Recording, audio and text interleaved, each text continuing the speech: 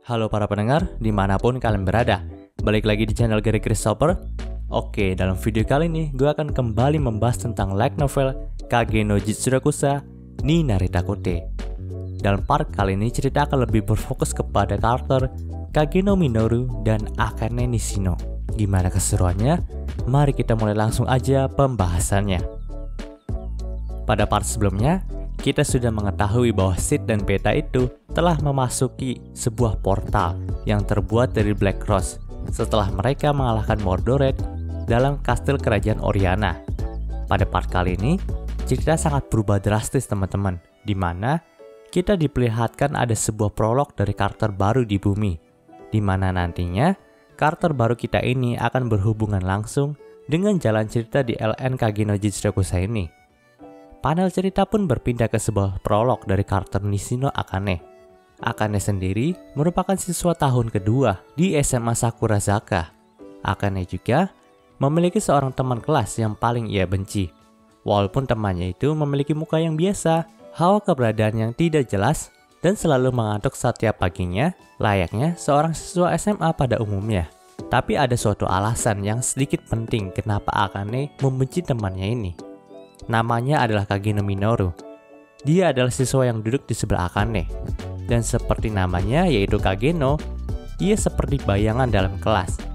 Nilai akademik dan non-akademiknya pun rata-rata. Dia juga bukan anggota dari klub manapun. Ia juga tidak memiliki seorang teman. Tapi dia masih memiliki beberapa kenalan yang biasa menyapanya dengan sapaan singkat seperti selamat pagi. Jadi, bisa dibilang Kage no adalah orang yang tidak menonjol. Pada awalnya, Akane itu tidak membenci Kage no, karena memang tidak ada alasan Akane untuk membenci Kage no. Tapi, pada saat Akane berinteraksi dengannya di pagi hari, ada sebuah kejadian absurd yang tidak bisa diterima oleh Akane jika itu terjadi secara terus-menerus. Dan itu adalah sapaan pagi. Setiap harinya, Akane dan Kage no itu selalu datang di saat bel masuk akan segera berbunyi. Secara otomatis, mereka pun bertemu di pintu masuk sekolah. Jadi Akane pun memiliki inisiatif untuk menyapa Kage no terlebih dahulu. Akane pun menyapanya. "Selamat pagi Kage no-kun." Melihat hal itu, Kage no pun membalasnya. "Selamat pagi, Nishimura-san." Mendengar hal itu, Akane pun secara refleks berteriak di dalam pikirannya bahwa nama depannya adalah Nishino, bukan Nishimura. Pada awalnya, Akane pun menerima kesalahan itu dengan senyuman. Namun, sudah sejak 3 bulan berlalu sejak saat itu, kesalahan Kage no dalam menyapa Akane pun terus terulang. Jadi pada akhirnya, Akane pun mulai muak dengan sapaan namanya yang salah itu. Sehingga suatu pagi, saat mereka bertemu di gerbang sekolah, Akane pun dengan gamblang berkata kepada Kage no kalau nama depannya bukanlah Nishimura. Mendengar hal itu, Kage no pun hanya menanggapinya dengan kata "he" sambil keheranan. Lalu Kage no pun menegaskan perkataannya lagi, "Kamu bukan Nishimura ya?" Mendengar hal itu, Akane pun ingin berkata bahwa nama depannya adalah Nishino. Tapi perkataan itu langsung dipotong oleh Kage no. Ia juga berkata bahwa saat ini ia sudah mengingat nama depan dari Akane. Ia juga menyebutkan kalau Akane adalah seorang player yang memiliki nama dan bukannya NPC. Mendengar perkataan ngaco dari Kage no membuat Akane semakin bingung dengan keadaan orang yang ada di hadapannya ini. Tapi Kage no pun meneruskan perkataannya, kalau ia pun sedikit menyesal selalu memanggil nama depan Akane dengan nama yang salah. Mendengar hal itu, Akane pun memiliki sedikit harapan kepada Kage no, kalau setidaknya dia menyesali tindakannya itu. Jadi Akane pun berkata kalau Kage no itu tidak usah khawatir, karena memang semua orang mempunyai kesalahan. Lalu Kage no pun berkata, "Maaf Nishitani-san." Seketika itu pula, mood Akane pun menjadi hancur lagi. Dan ia pun ngegas kepada Kage no bahwa nama depannya adalah Nishino. Kage no pun sangat terkejut dengan hal itu. Dan mereka juga saling memandang dengan canggung setelah kejadian itu. Selama hari itu juga, mereka tidak bertegur sapa lagi. Tapi pada pagi selanjutnya, saat mereka bertemu dan menyapa lagi, Kage no pun kembali memanggil Akane dengan sebutan Nishimura-san. Mendengar hal itu, hati Akane pun menjadi panas lagi. Ia mungkin tidak akan terlalu membenci Kage no, karena salah menyebutkan namanya saja. Tapi yang paling tidak bisa dimaafkan oleh Akane adalah ketidakperhatian Kageno terhadap perkataan Akane. Akane kan sudah memberitahu nama depannya kepada Kageno, tapi ia masih menyebut namanya dengan sebutan Nishimura. Memang pada saat mereka bertegur sapa, mata Kageno itu akan selalu memandang Akane. Tapi Akane itu merasa bahwa Kageno itu tidak menatapnya, melainkan seperti ia sedang menatap ke tempat yang sangat jauh. Dari hal itulah, Akane sudah mulai menjadi benci dengan Kageno. Bahkan setelah kejadian itu, ia pun memutuskan untuk tidak terlibat lagi dengan Kageno. Karena memang Akane sendiri adalah siswa yang cukup terkenal di SMA ini. Ia juga dikenal sebagai mantan artis muda yang sangat berbakat dalam bidang akting. Tapi karena ada suatu kejadian yang tidak mengenakan, ia pun memutuskan untuk mengambil jeda dalam dunia entertainment pada saat ini. Oh ya, di sini Akane juga sebenarnya tidak mau berbicara kepada Kageno pada awalnya. Tapi karena ia ingin dianggap sebagai wanita idola dalam kelasnya, dan ia ingin dianggap sebagai wanita baik juga dalam kelasnya, jadi ia pun memutuskan untuk berinteraksi dengan Kageno.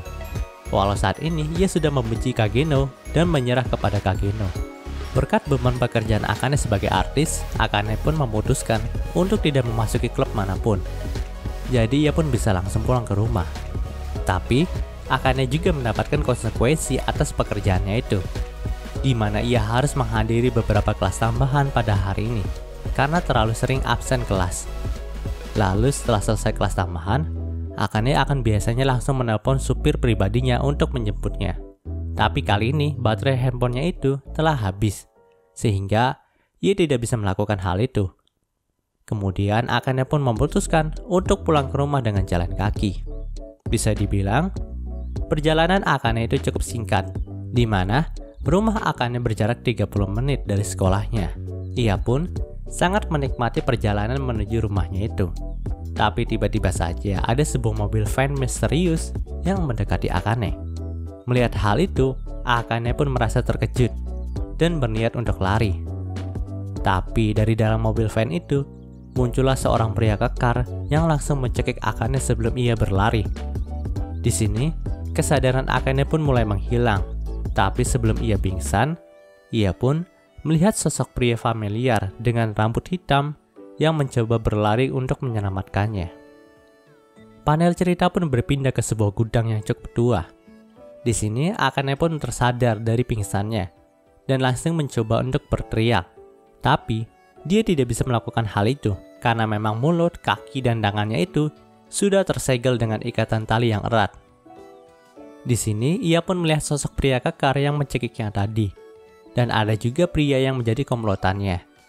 Mereka berdua berkata bahwa sekarang ini, mereka telah meminta uang tebusan kepada orang tua Akane. Lalu Akane pun bisa bebas jika mereka sudah mendapatkan uang tebusan tersebut.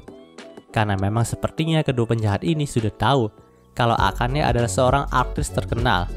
Jadi mereka pun memanfaatkan kesempatan Akane yang sedang berjalan sendirian untuk menculiknya. Di sini, kedua orang itu terus memprovokasi Akane dengan kata-kata kotor mereka.